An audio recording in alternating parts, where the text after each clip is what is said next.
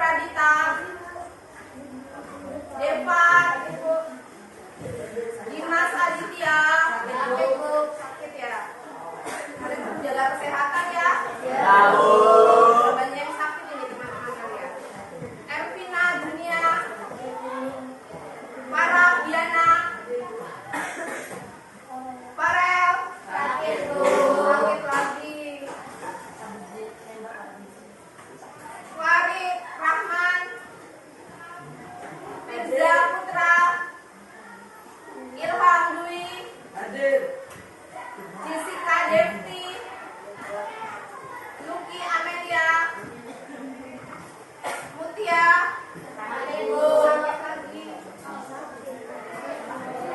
Naswa, Nilam, Novi, Oki Ahmad, Rido Reginal, Rizal, Rizky Aditya, Salsabila, Said, Siva Zahra, Silviana, Tia Julianto, Wendy Rofi. Nah, terima kasih. Sekarang disiapkan dulu bukunya. Baik, kita akan memulai pembelajaran pada siang hari ini. Sebelum kita melanjutkan belajar pada hari ini, Ibu mau bertanya dulu. Ada yang masih ingat tentang sifat yang harus kita teladani dari para tokoh perumus dasar negara? Ada yang masih ingat? Angkat tangan. Ya, Devan. Apa? Iya, mendengarkan dan menghargai orang lain. Jadi kalau ada orang yang sedang berpendapat atau ada orang yang sedang berbicara, kita tidak boleh memotong pembicaraannya. Bagus, Devan. Yang kedua, ada yang masih ingat? Ya, rendah hati, betul sekali. Rendah hati. Jadi kalau ada pendapat yang lebih baik, walaupun itu adalah pendapat kita harus menerima pendapat tersebut. Yuk, yang ketiga, ada yang masih ingat? Abid, apa?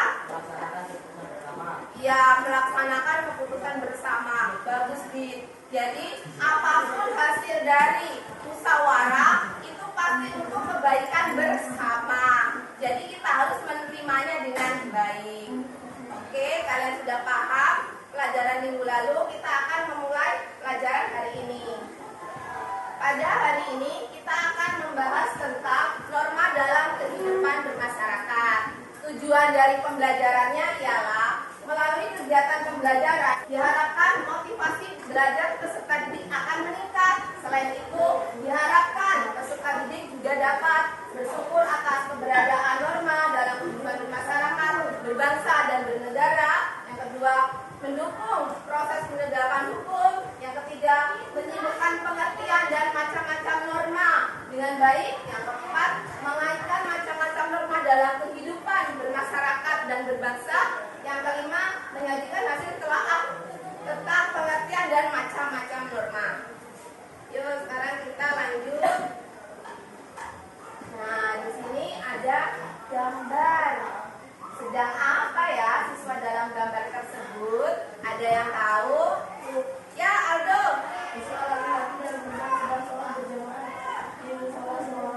Iya, benar sekali. Gambar ini adalah gambar ada siswa yang sedang sholat berjamaah di musola. Kemudian gambar kedua, yang ini siswa sedang apa ya? Ada yang tahu? Ya, Salsa. Silakan, Salsa. Sedang mengajarkan soal dan sedang bertanya kepada temannya. Ya, benar sekali, Salsa. Selanjutnya gambar yang ketiga. Kalau melihat gambar ini, apa yang kalian pikirkan? Ayo, siapa yang berpendapat? Ayo, Said. Kan Said. Yang satu boncengan bisa ya? Terus? Terus? Ya, benar Said. Sudah dapat dipastikan bahwa siswa tersebut tidak punya SIM ya, karena masih pelajar SMP. Kemudian ada gambar terakhir. Ini gambar apa ya? Ayo, Fendi. Ada siswa yang sedang bersalaman dengan ibu guru yang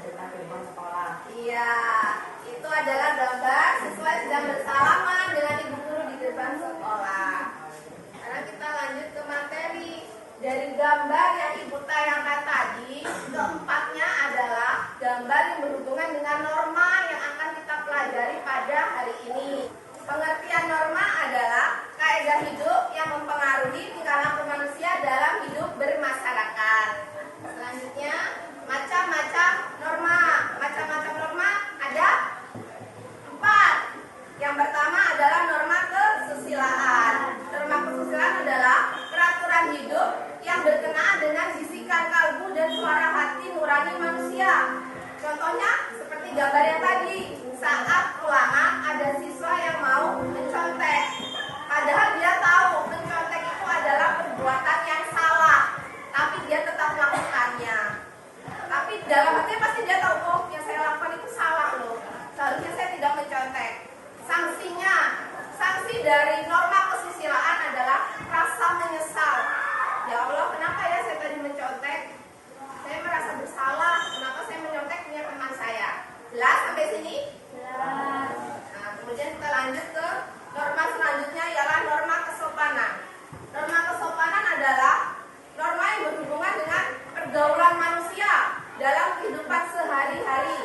Contohnya, yang tadi gambar bersalaman antara guru dan siswa di gerbang sekolah. Yang kedua adalah di tata cara kita berbicara kepada orang yang lebih tua.